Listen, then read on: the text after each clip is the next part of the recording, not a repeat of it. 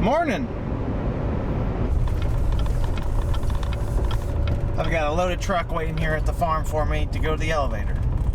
The inevitable is upon us. All of our own personal on-farm storage is pretty much close to full.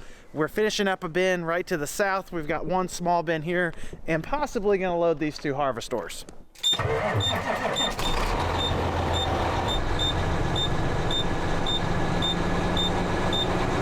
This little girl, I'd be concerned if it didn't have a warning engine light on when I started it. Tire check. The last handful of years, we've had pretty good crops, so we filled these 2 short harvesters. Those tall ones we can't reach with our augers. And yes, there is plans in the future to add some more storage. These average crop yields have just got higher and higher. Our acreage isn't getting any smaller, so we need more storage if we want to be able to run efficiently. Although we are not there yet, the high temperature day is 77 degrees Fahrenheit. Yes. Anyways, we are not making the same mistake as yesterday morning. We are headed north to Coal Station, not going to Neoga. There's not going to be very many crops left out here in another couple of days. Harvest is getting close to an end for almost everyone. Rightfully so, because we have been harvesting for 26 days in a row now. There's no line at Coal Station, so this should be a quick one. They've got so much corn, they're piling it on the grass. In and out, that's what it's gonna be. Now that right there, ladies and gentlemen, is what I call an optimal elevator experience. In and out of the gate within 10 minutes.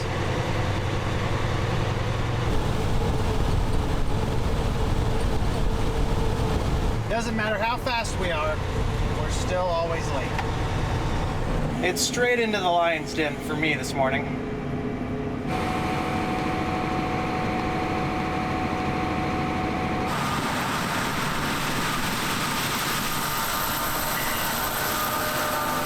Combines are rolling already this morning. Highly unlikely that I get any opportunity to clean my windows today, seeing as catching 2 combines in corn is like trying to breathe through a straw.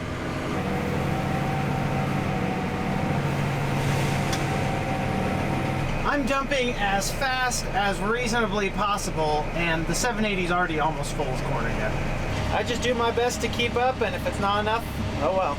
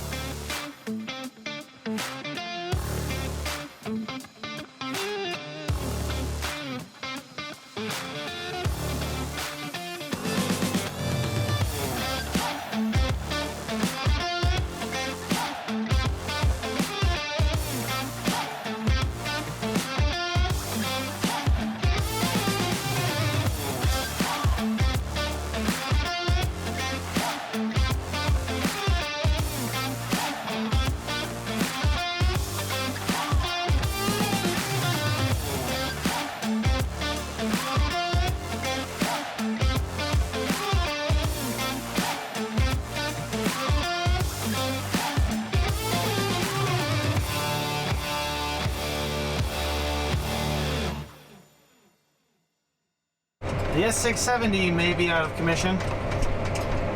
Don't shut that off, Kate, till you get the unloading auger in.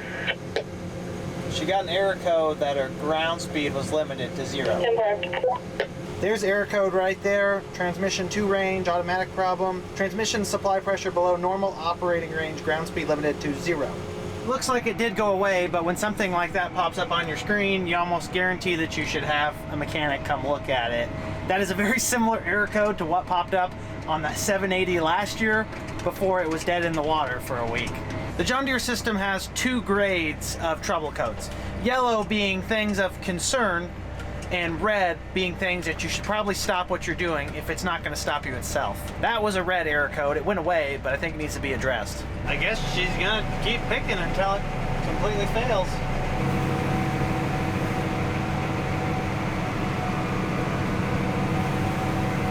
This channel 110-day corn's pretty solid. A moment of silence for our neighbor's gleaner that burnt down a couple weeks ago. Regardless of whose combine it is, you hate to see it go. I do believe they've either found another combine or someone's helping them because the beans behind the burnt machine are gone now. They still have this field though. Unfortunately, this is going to be the last load that we can send up to Cole's station today, which is the elevator I just went to first thing this morning. They called and said until they get the train that they're waiting on to free up some storage, they can't take any more corn. It is what it is. We'll have to reroute the elevator truck somewhere else from here on out. The real punchline of that story is that our bin's almost full, which means we're going to have to start hauling the elevators. According to our neighbor Jeff, he claimed that the current wait at Neoga, the elevator that I always complain about, is close to an hour. This predicament we're about to be in is exactly why we've been loading the trucks every night and sending them to the elevator in the morning when we have a little bit of extra time. It's kind of like the eating an elephant approach, one bite at a time. Well, we figured in the mornings we got to service everything. We don't get the quickest starts. The trucks can go dump and we can gain a little bit more space every day as opposed to having to just make that push all at once at the end. This morning we've had 3 trucks going to the bin and 1 to the elevator to kind of get a head start, but here before too long it's going to be all going to the elevator. Oh yeah, the engine's working this morning.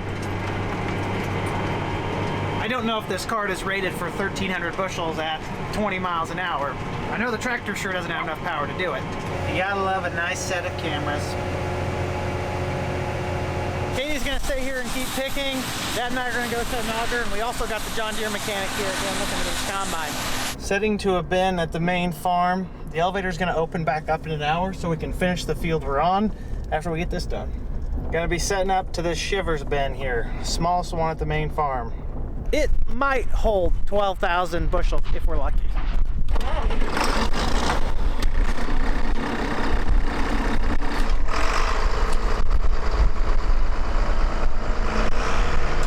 The field that we're stopped on right now is going to be finished up at the elevator. However, we figured we'd take advantage of this little delay and start up to another bin because the next field will go into this.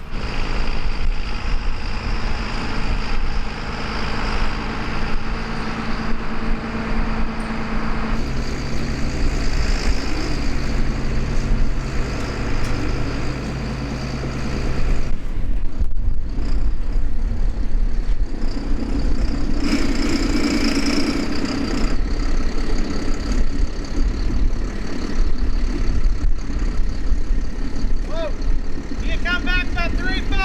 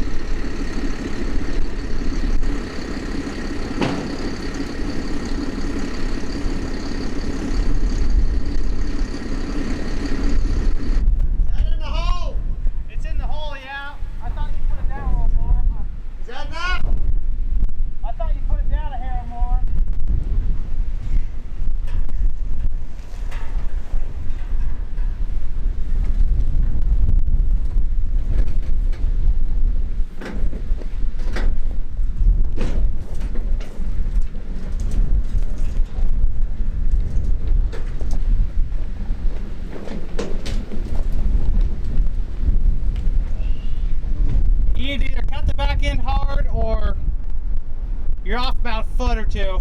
I'll tell you what, you about need a tetanus shot to be up there working on those bin lids. There's so much baling wire that's rusty and getting poked all the time. Might be a health requirement here on the farm. That's not straight. 2 foot. More, another foot. Whoa.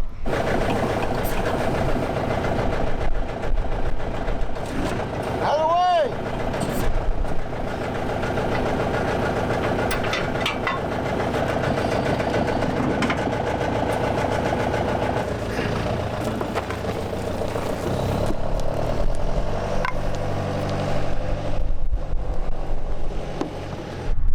The tillage guys running right south of the farm with the VT. You know when fixing the transmission problem requires going in the grain tank, that it's going to be pretty expensive. Kitty's been riding with me in the meanwhile. Does he need anything? Not right now. There's no other choice. The trucks are now headed to TGM in Neoga. Hopefully they're not there for 2 hours.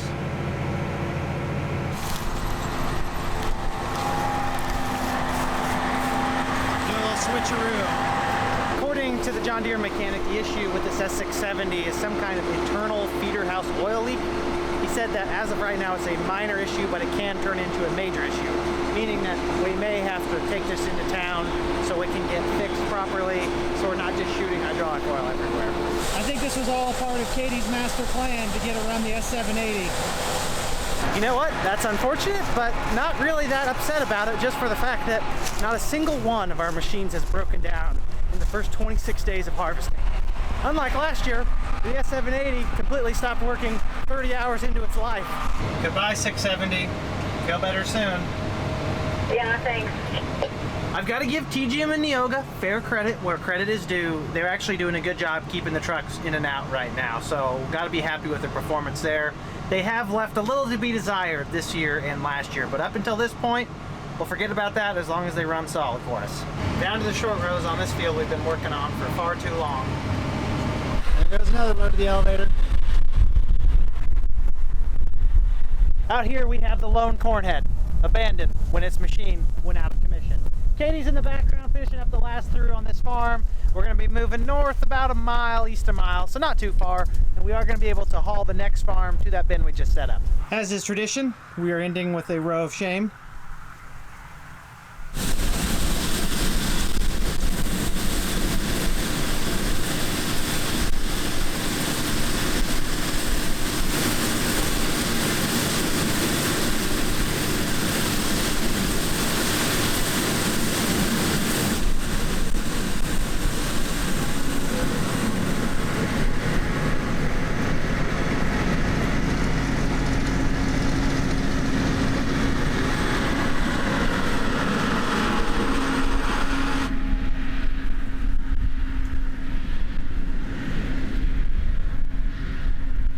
Looks like I lied about not getting a chance to clean my windows, because I just did. Dumping off what remains onto the truck, and then we need to follow the combine to the fuel tank. Always the last one at the field. And it's not even going to be a full load. About 425 bushels when we're done. There you have it, folks. 251 dry bushels from the Channel Bio 21046 corn hybrid. Another strong performance from the Bayer-based genetics. Seems to be the trend this year that Bayer may have a slight edge on Corteva. Let's go get this 8R something to drink. That is the bin site that we finished off earlier today. And there's Kate, the tillage guy, chopping up the stalks behind the farm. The combine and the grain cart have different sides that are optimal for filling up with fuel and depth. It is my job, though, as the grain cart driver, to park at least somewhat in the way, which I think I've accomplished here.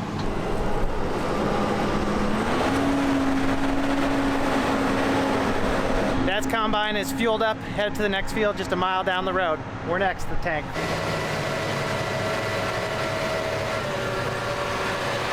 Like 5 turns equals an inch, but make sure you turn it the right way. But yeah, take it out. Try 3. Growing Corn 2020, ladies and gentlemen. For some reason, even with a privacy code on, I still get his transmissions on our radio. What in the world was that? Can't forget the government juice. It'll unlock. There we go. Now this stuff is the real money maker.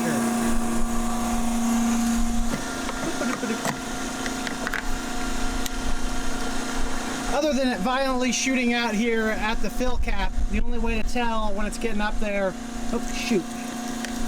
That's not what you're supposed to do. You're supposed to look at the sight glass and see it in there, and I didn't see that. The diesel exhaust fluid isn't expensive, it's just annoying. Only costs like $2 to $3 a gallon.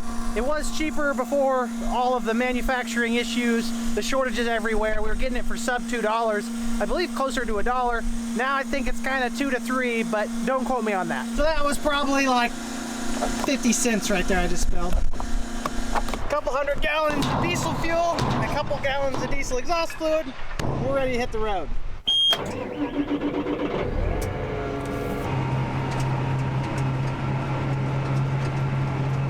Oh boy, starting this one off on a bad foot.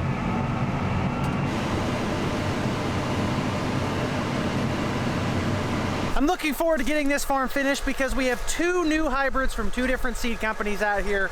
Pioneer 1136 and DeKalb 6270, both very close in relative maturity, the Pioneer being 111-day corn, the DeKalb being 112-day corn. This farm should be a very good test of the DeKalb versus Pioneer in that shorter season lineup. Ears don't mean anything, but this is the Pioneer 1136 right here, and they look respectable.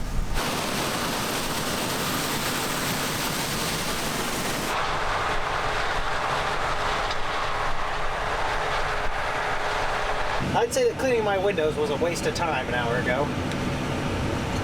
That is a nice looking grain cart rig. What did I tell you guys about leaving the door open in the tractor when we're harvesting? You're gonna get a dusty cab.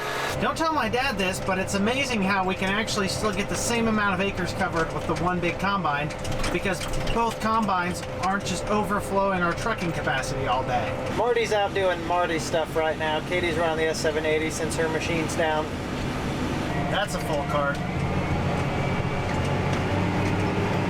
Even with the S780 running, we are still pushing on the heels of the trucks pretty quickly. All we really lack is a 12-row corn head from having the perfect harvesting equation for our farm currently. That's financial efficiency we're talking about. We want our quickest depreciating and most valuable asset, our combine, to be used as optimally as possible. Those machines should not be park loaded waiting on the cart. If anything, we should have trucks waiting at the end of the field at all times if possible, although some elevators do make that challenging. With one combine, we have a much more reasonable amount of throughput in the field, meaning our trucks can keep up. The only thing that could probably increase our average harvesting capacity a little bit would be the 12-row corn head, because the combine would spend much more time in the corn and less time turning, which ultimately would be the perfect recipe. I figured I might as well just guarantee that I need to clean my air filter again, as opposed to just waiting for it to happen on its own. It's kind of like eating dessert after you brush your teeth. It doesn't really make sense, and you're gonna have to clean it again. That's what happens when you follow the combine too close. You're just gonna have to clean your air filter out more and more times, which I probably should have been doing sooner and more preemptively from the start.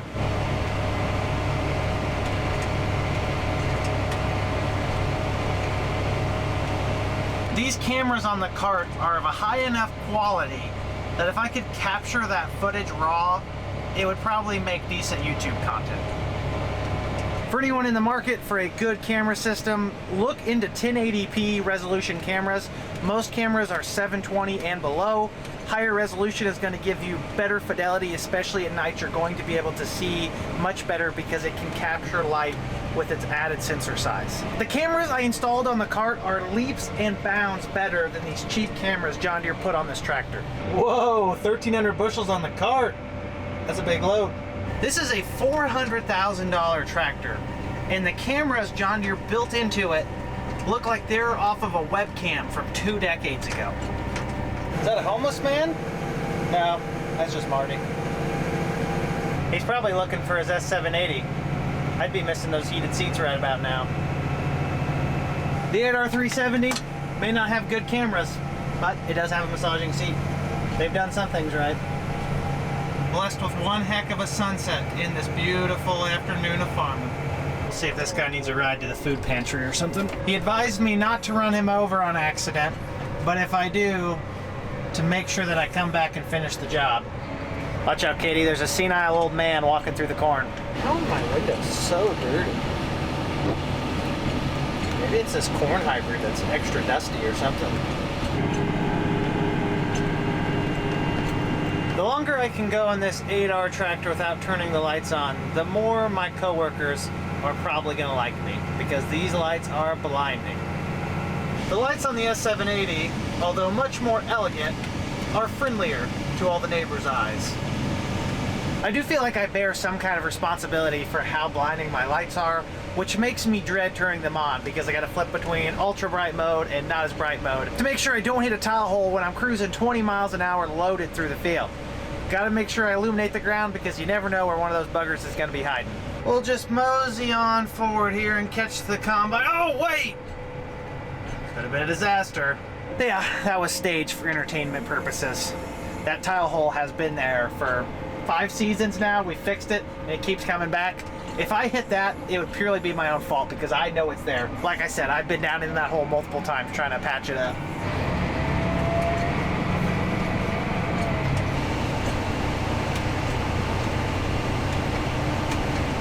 Lenny's here to ride, although he's sad because he's tired. I gave him a weapon hoping that would cheer him up. Usually does the trick. Violence. Headed to fill our last truck of the evening. It's a dusty way to end the night, that's for sure. Lenny's spirits have improved. Both the shiv he's received and the meal he's eaten has lifted his enthusiasm. Ending the night at 12,000 bushels on the dot from this field. Are you trying to break the window over here or what? Time to get some sleep. It's time to get some sleep. I'm so excited because it's time to get some sleep. Other than the S670 having to go into town for some major maintenance, it's been a pretty good day. Although your combine going out of commission probably disqualifies your day from being considered good, everything else though has gone smoothly. That's okay though, because it's over now. Time to find a nice somber location to shut this rig down. There's the combine. It's ready to rest as well. On all this newer equipment, you're supposed to wait for this yellow light to stop flashing after you shut the tractor off. Usually takes 3 or 4 minutes, but the light's not been flashing at all. This has resulted in me shutting it off, and in the morning when I turn it on, it says I preemptively turned off the battery switch, but the light doesn't even work, so how do I know? Just wait 5 minutes? Okay, I can't sit here forever. Shut it off. Wow, would you just take in that Midwestern night sky? No light pollution. Stars for as far as the eye can see. Since we're at the tail end of the video, I will give you a very quick update on the S670 and what we've been told from John Deere. They said that the 5-speed feeder house drive system is somehow leaking. I don't know how or what that has to do exactly with the transmission error code we're getting, but they said that that is the overarching issue. They replaced some solenoids, didn't fix it. They said that is the next one and seems to be the most probable cause. So they said maybe another 4 to 5 days. If they can get the part, the combine will be back to us. The unfortunate news, other than it being an expensive fix with both labor and parts, is that in 4 to 5 days, as long as we don't get hit by a meteor, we'll be done combining. That shiver's bin right there is about half full or getting close to it. We refer to that bin as the shivers bin because it is the main bin in the shivers drying system. The antiquated wet bulk drying bin dries corn if you apply heat to it, has a system of augers inside, can auger the corn up and fill our other bins. It's pretty neat, except for the fact that it just cannot keep up with a modern combine fleet. If we wanted to invest in drying, we'd need a leg and a tower dryer to at least have some kind of throughput to match maybe even one of our machines. One combine would have that thing slugged in a couple of hours maybe, and then we'd have to wait another day or two, especially if it's high moisture. In all reality, we've not even turned that system on in probably 10 to 15 years, nor have we applied heat to any of our fans with heat available because we've been picking dry corn for the last decade plus. Corn genetics have been bred to help late season dry down, negating the overarching need for a big drying system. However, if you want to pick wet corn, start early. That is what you're gonna need. Anyways, I think that's more than enough farming for one video. I'm gonna end it right here. I do greatly appreciate every single one of you for tuning in, and I sure hope to see you guys in the next episode. Until then, make sure you like the video if you enjoyed it, subscribe if you want to see more, and comment down below if you have any questions. You know I love to talk about farming. Have a great day, everyone. Peace!